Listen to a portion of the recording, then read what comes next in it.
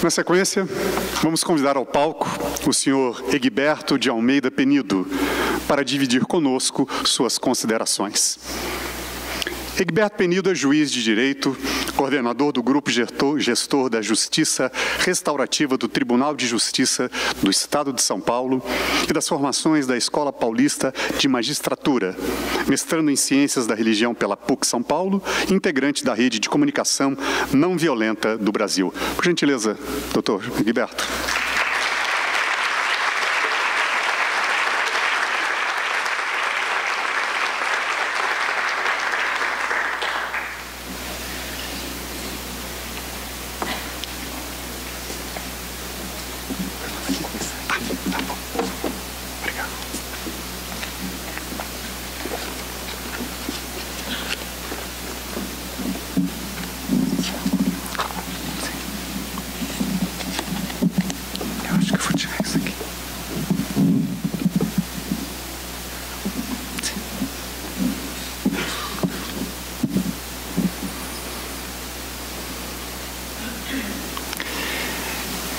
Boa noite a todos e a todas.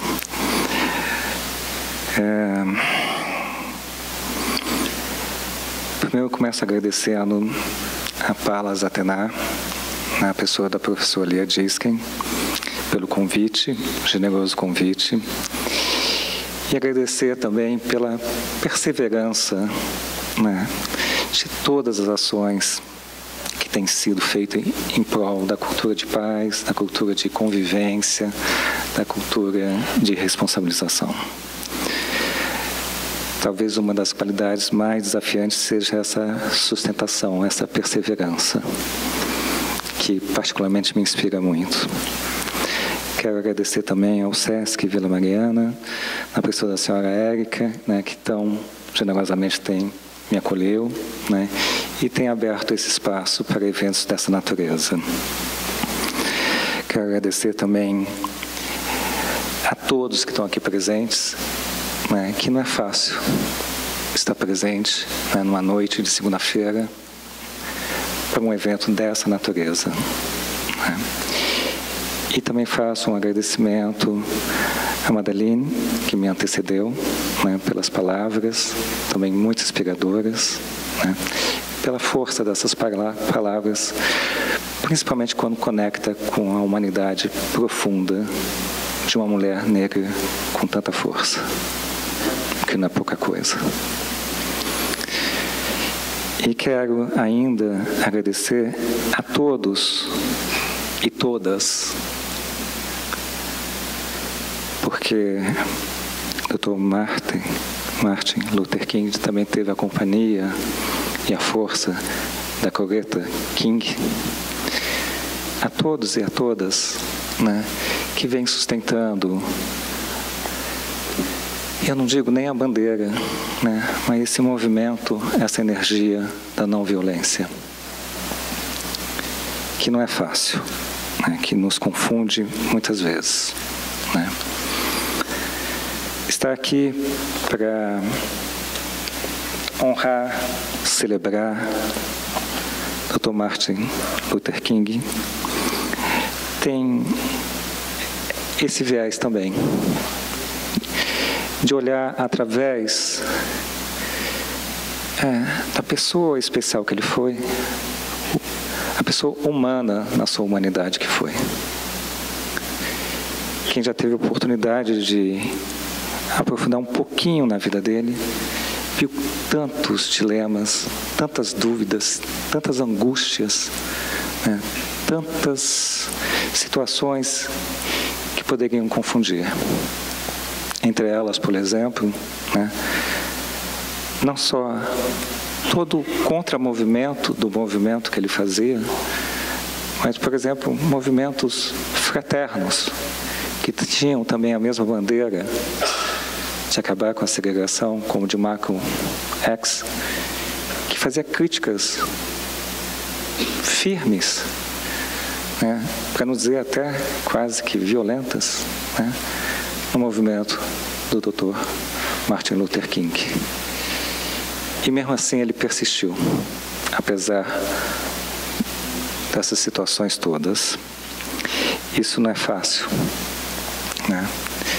E talvez a gente esteja vivendo um momento que, talvez, não vou dizer nunca, mas é, mais uma vez, uma onda, mas muito importante, que nós somos convidados a trazer o melhor que nós temos, a colocar em prática tudo que aprendemos,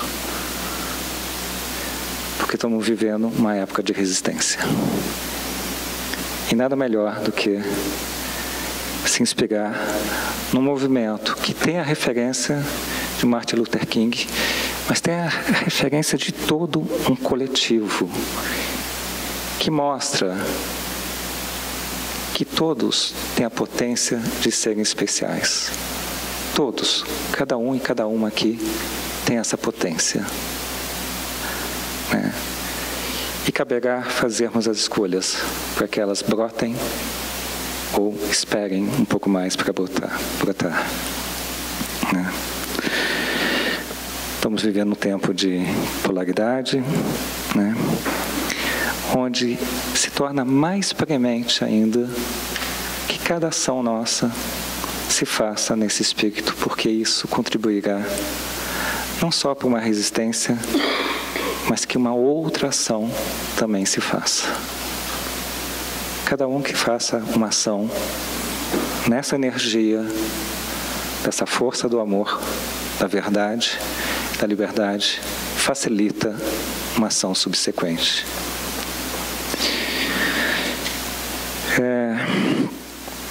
E o Dr. Martin Luther King mostrou que isso, nós não estamos falando de uma utopia, quer dizer, é de uma utopia, mas ela é possível.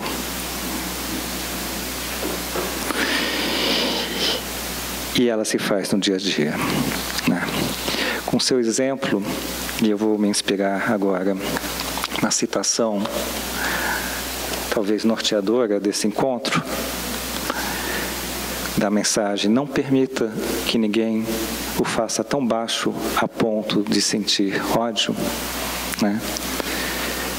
O que nós podemos, talvez, se inspirar um pouco dessa e de tantas outras citações, mas como evitar ao ponto de um turvamento emocional, onde perdemos a nossa conexão da nossa humanidade e perdemos a conexão da humanidade do outro, né? Como trabalhar para que não outorguemos o poder que cada um tem, e é de cada um, para um outro. A minha ação não pode se pautar pela do outro. Não é o outro que determina a paz que eu sinto. Se for uma paz dependente do que o outro faz ou sente em relação a mim, não é paz. Como, né, se responsabilizar, né, e não atribuir uma culpa ao externo, que é uma das variáveis mais potentes da violência, atribuir a culpa ao outro e não perceber que qualquer movimento externo é apenas um disparador, mas a escolha é nossa, né? Como não perder a visão alta, então se abaixar, né? Não perder a clareza da interconectividade e da interconexão de todos, né? Para que a gente possa contribuir que o mundo se torne um pouquinho só mais compassivo, mais amoroso, né? Mais de uma convivência mais pacífica. E para que isso se faça, nada do que o Dr. Martin Luther King fez, e nada do que está sendo falado aqui hoje, e nada do que foi visto no vídeo também, é fácil. Trabalhar em prol de uma cultura de paz, de uma cultura de não violência, é trabalho e é trabalho. E mais um pouco de trabalho. É mais do que 24 horas. E é um trabalho que requer coragem. E coragem, pela própria raiz da palavra, tem a ver com coração e ação. O que se quer é uma ação conectada com o coração. Dar a outra face, como nós vimos também no vídeo, não é fácil. E dar a outra face não pela covardia, mas pela consciência de estar mudando a perspectiva para trazer a consciência. É uma ação ativa, né? Mostrar que existe uma outra perspectiva. E essa é a razão de ser dos vários movimentos que foram desenvolvidos pelo movimento da não violência e que são desenvolvidos pelo movimento da não violência. Muitas vezes mostrando o ponto de desequilíbrio, né, que existe do outro, que é um ser humano também, e que merece respeito também, e que tem sua dignidade também, que nós vamos contrapor não a pessoa, mas as ideias, né, que levam àquela situação. Trazer essa consciência em quem, não no inimigo, mas no opositor, eventualmente. Essa clareza não é fácil e tem que estar calcada, né, na força do amor, que é uma palavra que tem se esvaziado da sua potência, né, mas é que realmente norteia e dá sentido para essa ação. Transformar, então, se ainda tem a noção de inimigo, em amigo, né, em sua humanidade. E para isso, precisa de um alto treino, um alto preparo contínuo. É um olhar para dentro permanente. Sabemos disso. Certamente todos e todas que estão aqui sabem disso.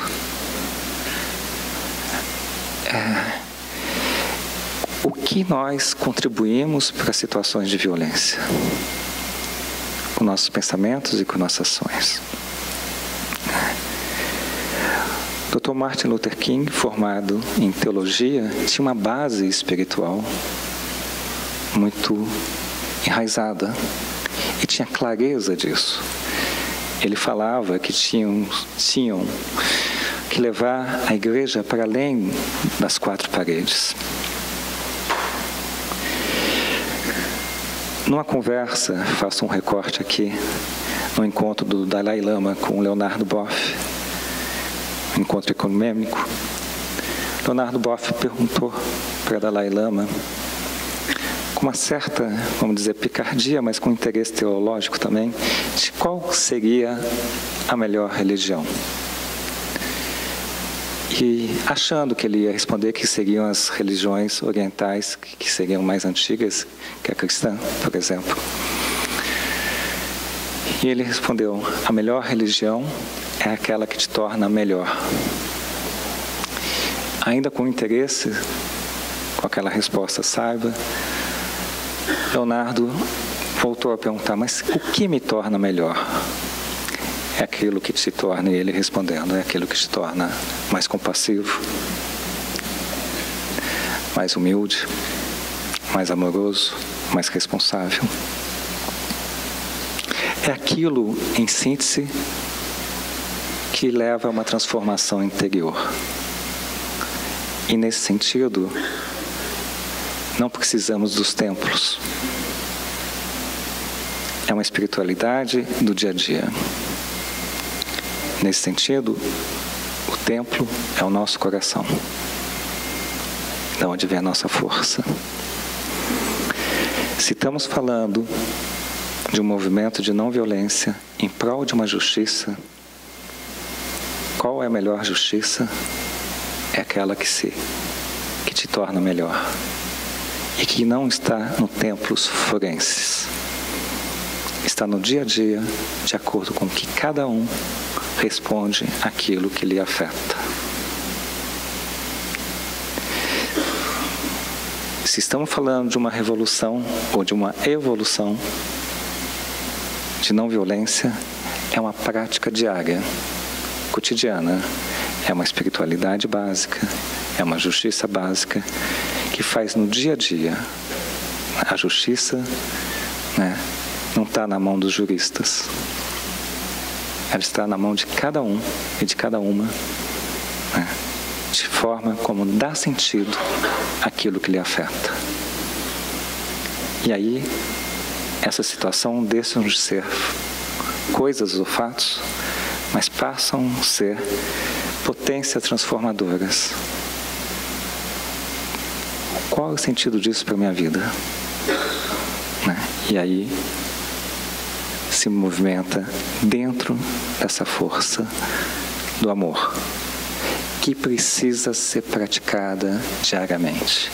É um alongamento diário, contínuo, porque estamos com os músculos muito atrofiados dentro de uma cultura, né, que cultiva o tempo todo, né, que sem ameaça, castigo, violência, constrangimento, não haverá respeito à ordem, não haverá possibilidade de convivência.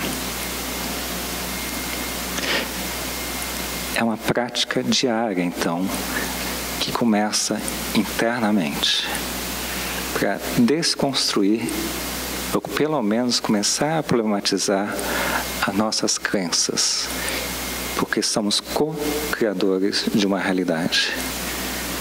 E se acreditamos, por exemplo, que é de pequenininho que se torce o pepino,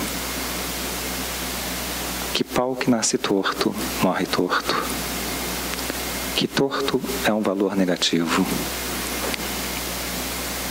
vamos aumentar uma oitava, que existem pessoas boas e más, que os maus merecem serem punidos.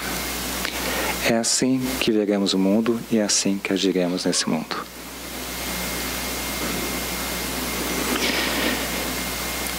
Quando, em nome da justiça, né, na imagem da justiça, se traz a imagem da justiça, muitas vezes se traz ela como uma venda, que tem uma razão de ser, de manter a equidistância, a imparcialidade, às vezes até significa neutralidade, o que é um mito. Mas tem um outro simbolismo, que é um olhar para dentro. Nessa conexão, para que aumentamos um pouco a possibilidade, a probabilidade da resposta que pode contribuir para a harmonização. Que tiramos, né, as emoções que tanto turvam e conectamos no sentimento, né? Tiramos, por exemplo, o ódio, né, à nossa frente e possamos agir com serenidade e firmeza. E isso não é fácil, né? É trabalho, trabalho e trabalho, né? Talvez esse seja um dos grandes desafios do nosso tempo, né? Como transitar dessa cultura que cultiva heróis da violência, que nos leva a ter, ou busca levar, né, para que tenhamos verdadeiros prazeres quando o herói massacra o personagem mau, né? Dessa cultura que tanto nos inculta que alguém fez alguma coisa errada, precisa sofrer uma consequência, sofrer uma dor. Alguém que fez alguma coisa certa merece um prêmio que nos leva a agir buscando, com medo de um resultado, ou buscando alcançar o resultado, e não porque é a coisa certa a fazer. Uma cultura de medo, e talvez a noção de paz, citando Ursula Franklin, seja: paz é a ausência de medo. E isso o Dr. Martin Luther King nos mostrou muito, não só ele, como se vocês veem os movimentos e as pessoas, homens, mulheres e crianças também, a coragem de fazer esse movimento nesse coletivo é algo mais do que inspirador, e por ser é algo tocante, e nesse sentido é inspirador.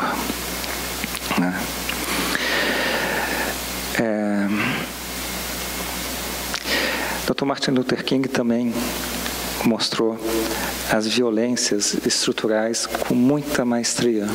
Os movimentos deles visavam mostrar que a violência é um fenômeno complexo que tem várias dimensões.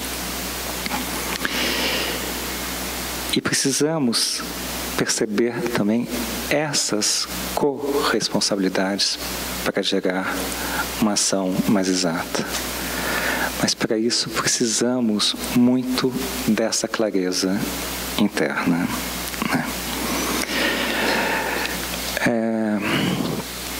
Vivemos, então, tempos, como eu comecei falando, para lá de desafiantes, onde temos essas violências estruturais muito presentes. Basta ver toda a nossa política de encarceramento, basta pensar como eu venho de uma vara da infância e juventude, onde praticamente 95% dos adolescentes que lá se encontram são de uma determinada classe social, são de uma determinada raça, são de uma determinada... Enfim, com questões de gênero também. O que ocorre? De quem é a responsabilidade? E como lidar com essa situação?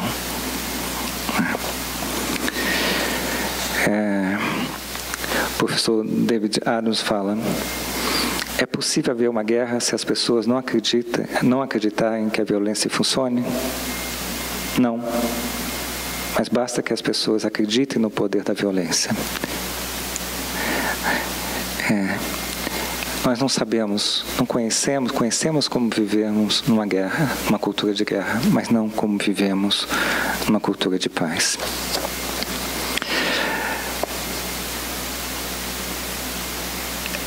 No discurso Eu Tenho um Sonho, Dr. Martin Luther King tem uma passagem que eu estou aqui procurando,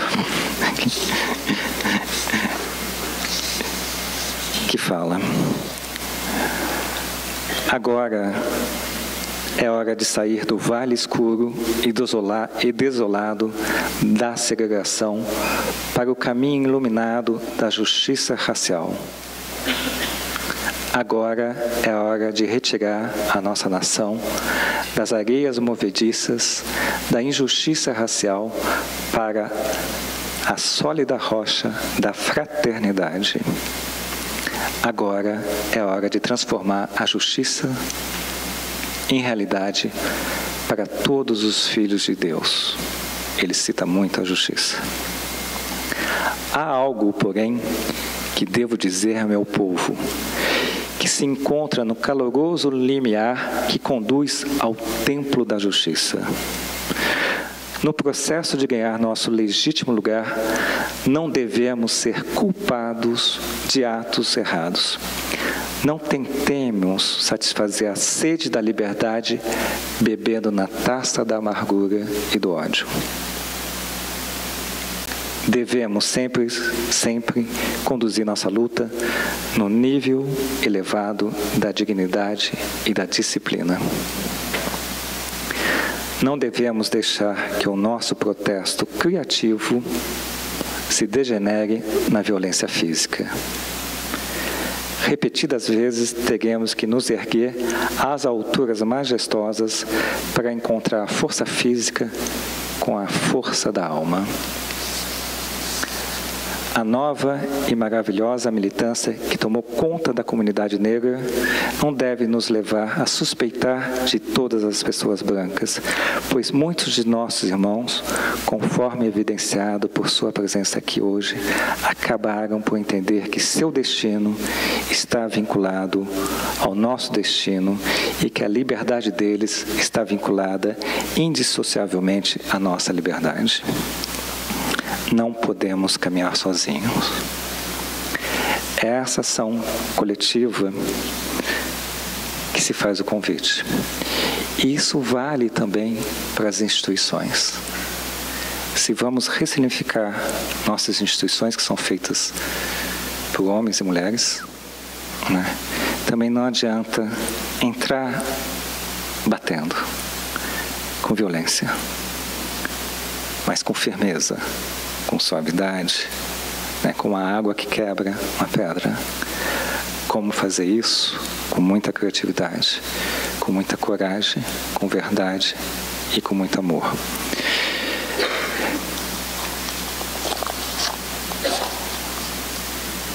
Quando falamos de justiça, se eu perguntar aqui para cada um, qual justiça estamos falando? É dar a cada um, é tratar cada um de forma igual? Mas é certo tratar o idoso e o jovem da mesma forma? É dar a cada um de acordo com os seus méritos, mas a intenção não conta? É de acordo com a necessidade, mas como que se afega essa necessidade? É de acordo com o que a lei determina, e o Dr. Martin Luther King mostrou maestriamente como existem lá e hoje também leis injustas, e o movimento da desobediência civil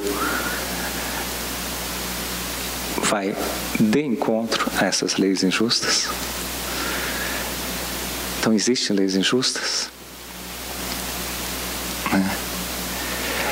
É de acordo com a posição de cada um, como nós convivemos, por exemplo, no direito brasileiro, que quem tem curso superior vai para uma prisão especial? Onde está a justiça?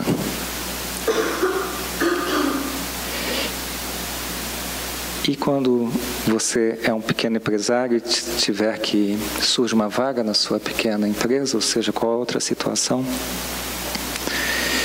e tem um funcionário que está chegando antes do expediente, saindo depois, fazendo um trabalho reto, escorreito, com muita retidão, contribuindo para o crescimento da empresa, e tem outro que está chegando atrasado, pedindo para sair antes, porque a esposa dele faleceu há pouco tempo, tem 4 filhos, um está enfermo, e aquele valor de promoção vai fazer uma diferença muito grande. Quem você promove?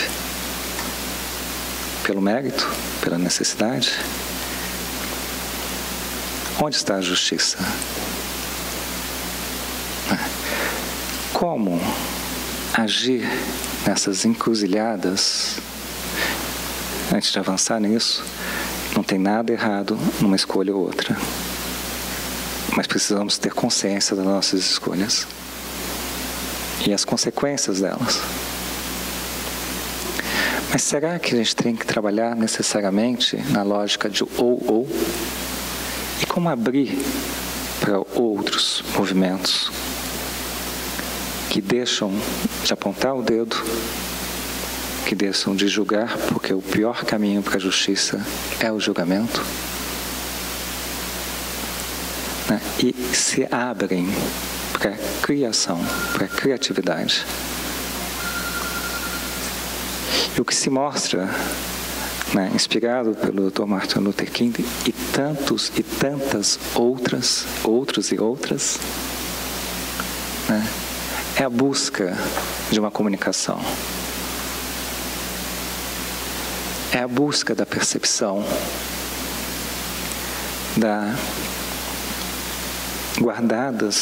guardadas e sempre consideradas as diferenças,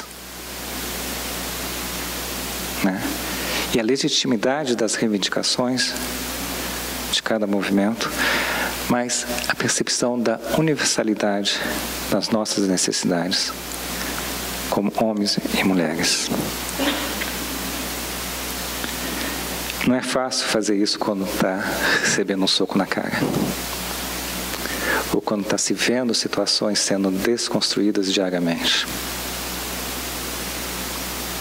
Isso vai requerer muito e muito, né, uma disciplina, né, e um preparo literalmente espiritual, no sentido conferido pela minha citação há pouco pelo Dalai Lama, essa prática diária, essas escolhas permanentes, sabendo que nós temos crenças, nós temos valores e somos corresponsáveis, por incrível que pareça, por todas as situações que nos cercam. E se somos corresponsáveis, o poder está com a gente. Eu não outorgo o poder ao outro. Não é ele que pauta a minha ação e eu volto para esse ponto.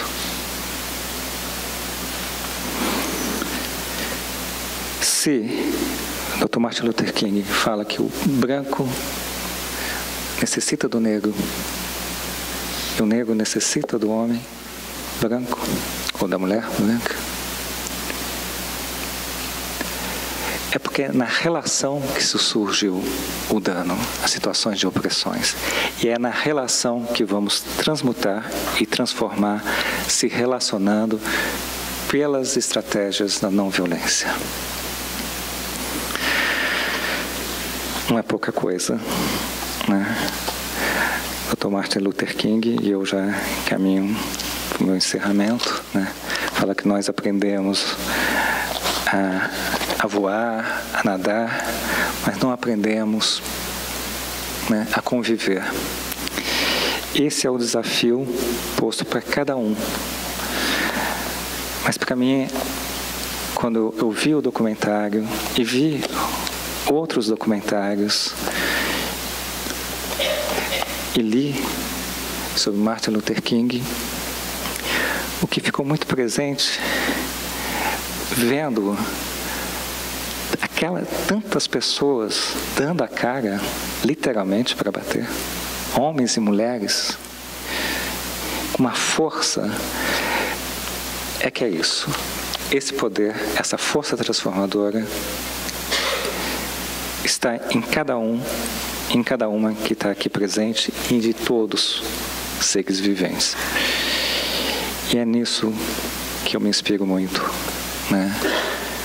Dr. Martin Luther King, como eu disse, e tantos outros. Agradeço a oportunidade dada, né, para poder estar aqui nesse encontro, tá, compartilhando esse pensamento e usufruindo de tantos outros. Muito obrigado.